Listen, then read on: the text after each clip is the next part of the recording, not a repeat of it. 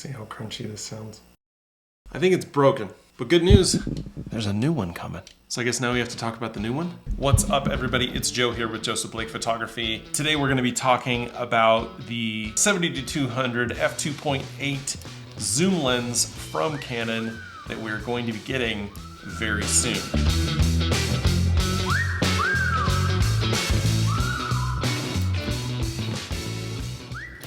And you saw it, that was not a gimmick. My trusty 70-200 f2.8 L Mark II fell out of my bag. It's a long story, but just me and the zippers of my Peak Design bag we've been fighting recently. And my 70-200 fell out and banged up the filter thread. Now, good news, it's working great. Image quality is phenomenal. Focusing is great. I've seen people like bang nails into wood with these things. So I'm not super worried about this lens, but if I was in the market for a new one, we do have a new lens from Canon very soon coming. And the real question is, what color are we going to see it in? Because we have pictures of this lens in the hands of photographers in both a black version and a white version. And you might be saying, but Joe, we already have a 70-200 f2.8 L lens from Canon. This is the Mark II. They came out with the Mark III in the EF, and the RF has its version, right? We have the 70-200 f2.8, we have the 70-200 f4, both phenomenal lenses, both amazing optical quality and both rather small and compact with the new RF mount. Super fast, and they talk to the IS in the new bodies, right? 8 to 8.5 stops of image stabilization, right? They're amazing. So why do we need another one? The f4 is that kind of squatty barrel, and the f2.8 is also that kind of squatty barrel design. But the f2.8 does not have internal zoom, which means that as you shift the zoom ring, the lens actually protrudes. It comes out. Here, I have the 24-105 right here, right? It does that right there, which isn't really a big deal, but some people don't like it. And there isn't, like I said, there isn't a version of the f2.8 that doesn't do that. And while the modern version of the f2.8 70-200 in the RF mount does have your standard RF features. It's got the control ring, it's got the focus ring, it's got the zoom ring, and then it also has your stabilizer control, it has your stabilizer mode selector, your autofocus selector, and your focus distance selector.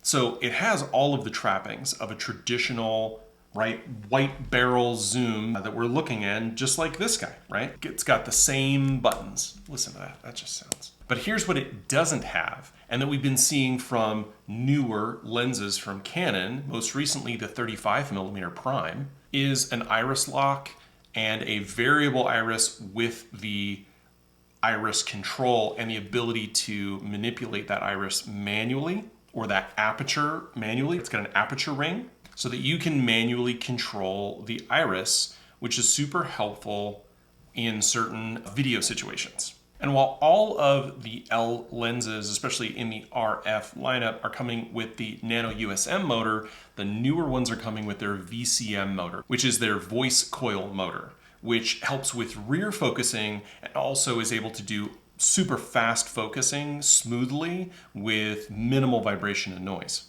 Again, this is a video feature. And lastly is the reduced focus breathing. So as you shift focus plane from far to near, how much of the frame you're seeing changes, and older lenses, less expensive lenses, do a lot more of this. And so the VCM, the detachable iris with control ring, and the reduced focus breathing in the construction are things that Canon is bringing to its L lenses. These are more high-end, super high-quality lenses and features. And additionally, if I didn't already mention it, the controllable, manipulable buttons on the sides. You have these buttons on the lens. So if you are focusing with your lens and you're zooming or you're focusing, you don't necessarily have to use a button on the camera. You actually will have buttons at your fingers and your thumbs to be able to apply various settings in the camera.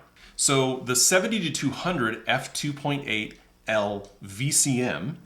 We are expecting relatively soon. It looks to be in the hands of shooters now, being tested. So what am I going to anticipate that lens price-wise? The 35mm RF-L 1.4 VCM that came out just recently is priced at $1,500, which is actually less than what the EF version, the Mark II of that lens, is going for now, which is $1999.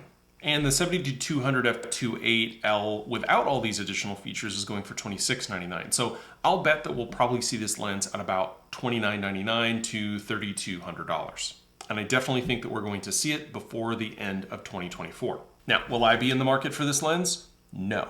Why? Because I can think of a lot more that I'd rather spend $3,000 on when I have this guy right here that still works amazingly. And as a Mark II, focus capability is only made better by the new RF mount cameras like the R6 Mark II or the R5 that I have on a tripod right here. They work phenomenally well. And this works fine at high-speed shooting. So I can actually shoot at 20 and 40 frames per second electronic with these two cameras with this lens without any trouble, as long as I have a fully charged battery. But if you are someone who is looking to shoot hybrid, meaning you're looking for stills, or especially you want that super long focal length for video, this is who this lens will be marketed towards. Now, the real question is, what color are we going to get it in? Because we've got pictures that show it in both black and white. And the only lenses that Canon really has ever done in multiple colors were the EFM lenses for the EFM system.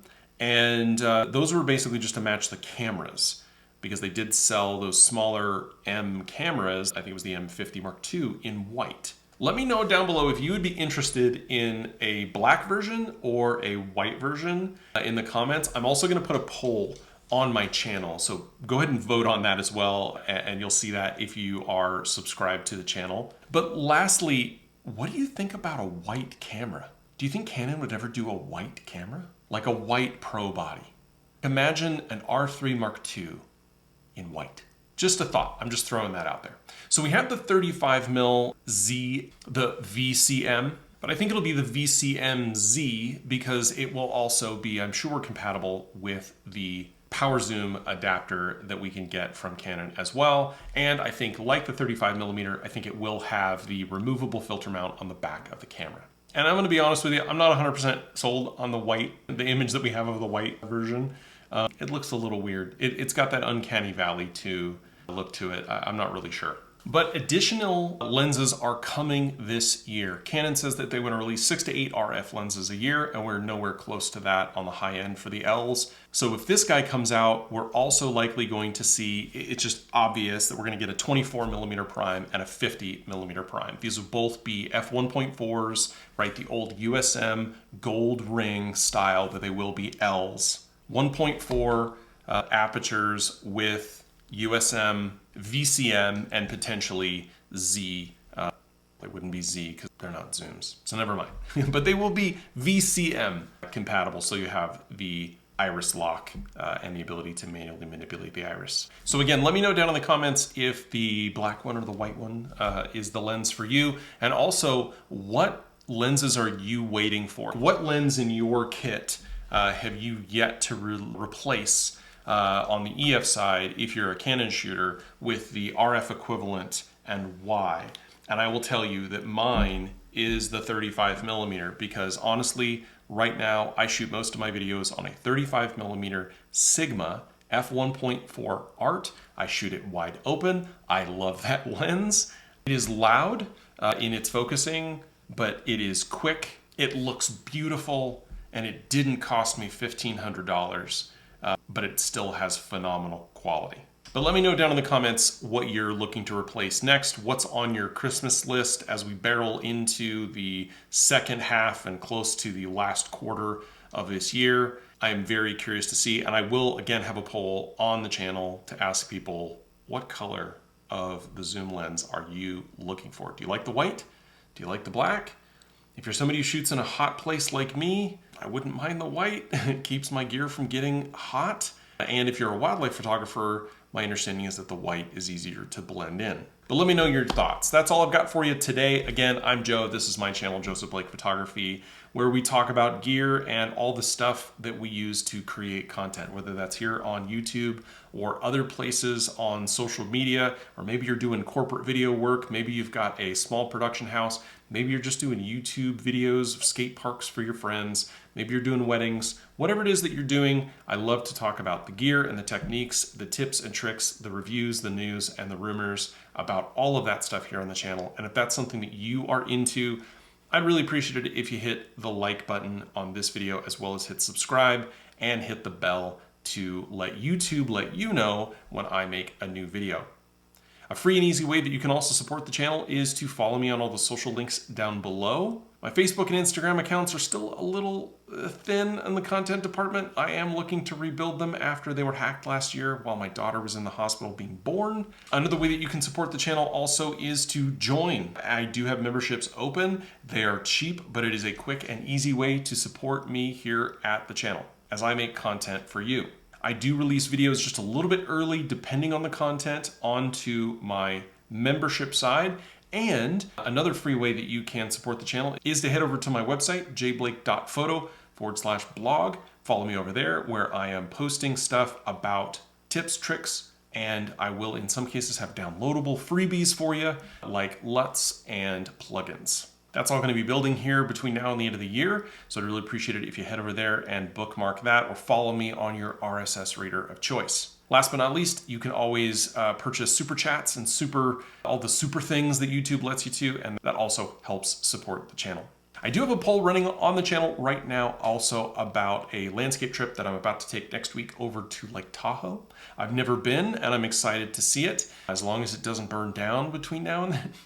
And I would really love your thoughts on the type of video that you would want me to do over in Lake Tahoe. Let me know. It's an opportunity for the subscribers of the channel to tell me some of the ways that they would like to see my content.